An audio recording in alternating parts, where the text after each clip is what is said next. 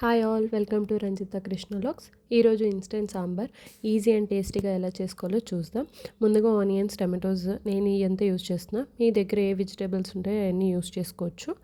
ఇలా కట్ చేసుకుని అన్నీ పెట్టుకున్న తర్వాత ఒక ప్యాన్ మీద ఆయిల్ పెట్టుకుని దాంట్లో ఆవాలు, జీలకర్ర, కరివేపాకు, పప్పులు అన్నీ వేసుకొని కొంచెం దోరగా వేగిన తర్వాత దాంట్లోనే పచ్చిమిరకాయలు, ఆనియన్స్ వేసేసుకోవాలి.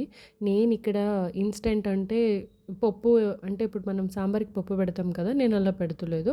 ఫస్టే పప్పు అంతా కొంచెం ఫ్రై చేసుకుని దాన్ని మిక్సీ పెట్టుకుని దాన్ని ఒక బాక్స్లో పెట్టుకుంటాను అనమాట.